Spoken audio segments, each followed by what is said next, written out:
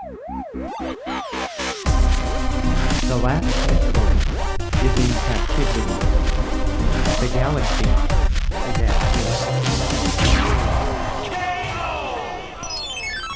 Hello, welcome to GameGazm. I'm Brent. I'm Jay. And today we're playing Firestorm. Firewatch. What? What's in this cave down here? NFS tells people not to go too far in there. It's pretty dangerous.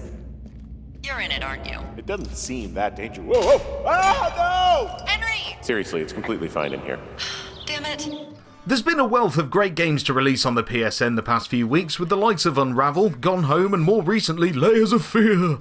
All great games, but none surprised as much as Firewatch. It's a game that if you hadn't been following, you probably wouldn't know anything about it until it launched, and that's exactly what happened to me. This week's review was originally going to be Unravel, but it's a game that has been in the media so much that everyone knows what to expect. Don't get me wrong, it's a great game, but I want to share with you that great experience that is Firewatch. First of all, what is it, who developed it, and why haven't you heard of it? Am I supposed to answer all these? No, they're rhetorical, mate.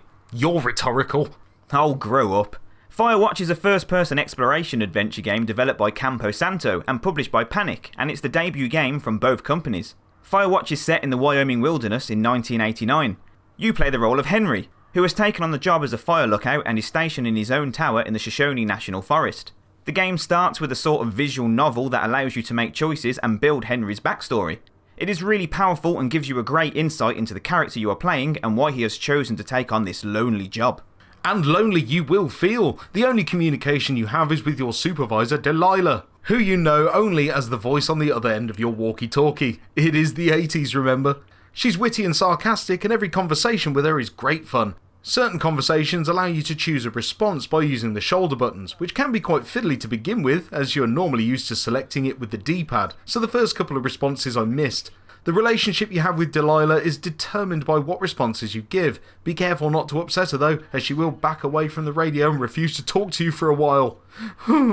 Why, Delilah?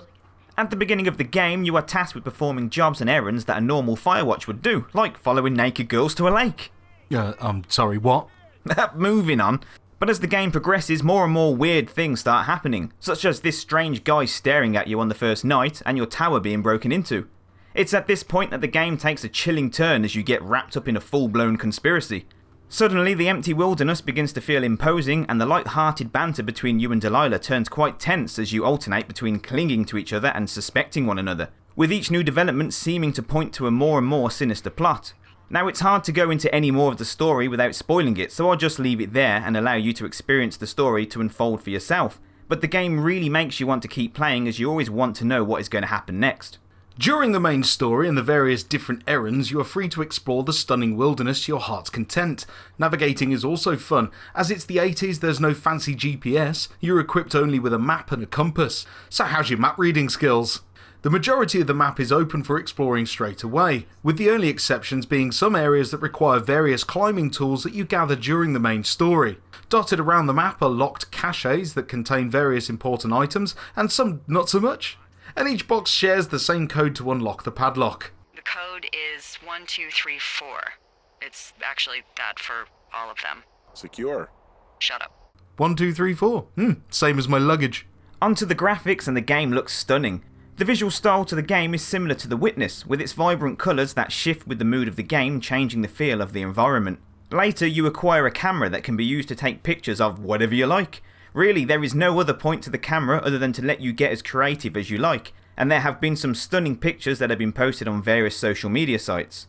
If I had to pick one thing though that lets the visuals down, unfortunately it would be the frame rate on the PS4 version, but at the time of recording, Campo Santo have said they are working on a fix for this. Once again, I hate talking about frame rates, but in some cases it's pretty noticeable, and with Firewatch it definitely does need fixing. The voice acting is also top notch, which is good considering you don't visually see any of the characters. You may recognise Henry's voice if you are a fan of the TV show Mad Men, as he is voiced by Rich Sommer. I bless the rains down in Africa! The sounds of the wilderness around you, the sounds of the trees rustling gently in the wind, the birds singing, and the gentle music that's sometimes played also help to keep you immersed, earning it a GameGazm 8. So, Firewatch is a great experience to be had. There's no combat or any immediate threat, so unfortunately it does fall into that walking simulator category. It is also a very short game if you stick solidly to the story, that is, but really you could get lost in the wilderness for as long as you like. The game isn't about the destination, it's about the story it's creating and the way you feel about the characters, to which they've done an incredible job. Somebody cut the comms. What? I'm out here and the wire is cut clean through. Wait, you're already there? You're not in your tower? No, I'm not. Then who is?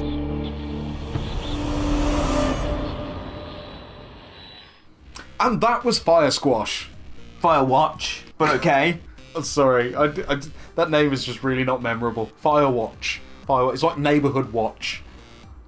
But anyway, yeah, so what do you think about that? The whole atmosphere of that game was really quite intense, wasn't it? Yeah, it went from being quite tranquil and a pleasant place to be at the start of the game to all of a sudden shifting through scenes that I'm not going to spoil. No, no but no, spoilers. it went very sinister. It felt a horrible place to be. I mean, you was always looking over your shoulder and not wanting to be out there. I mean, I found myself wanting to just run back to the tower, lock my door and sleep for the last 79 days or however long he was out there. Yeah, well, yeah, that's long enough. And I really like the way, like, obviously the only voice you hear is hers, but I really like the way that the conversations, like, kind of built the characters. It was like, you felt like there was a real connection there. Yeah, and I suppose there had to be, with there not being any characters on screen, so you don't actually see any of the characters, you just hear their voices. And the relationship between the two was really well put together, I thought. Yeah, it's just a shame about that frame rate, isn't it? Yeah, and it was really bad. I mean, once again, we don't like talking about frame rate here at GameGazm, but when it's that noticeable... Yeah, you kind of have to mention it, really. Yeah, it's really jarring, and it does take you out of the immersion, but they are fixing it. So hopefully that will be fixed soon. So yeah, but maybe by the time you're watching this now, they have patched it and ready to rock and roll. But yeah, it's a great game and definitely one that you should experience. It's quite a unique experience as well, isn't it? So yeah, definitely go and check it out. Anyway, that's all the time we've got for today. If you like the video, don't forget to hit the old like button and subscribe if you haven't already, because if you do subscribe, then we'll give you a lovely box of chocolates. Promise. Right after you finish watching the video, you'll get a box of chocolates. I'm not lying at all. I've been Bren. I've been Jay. And we've been GameGazm.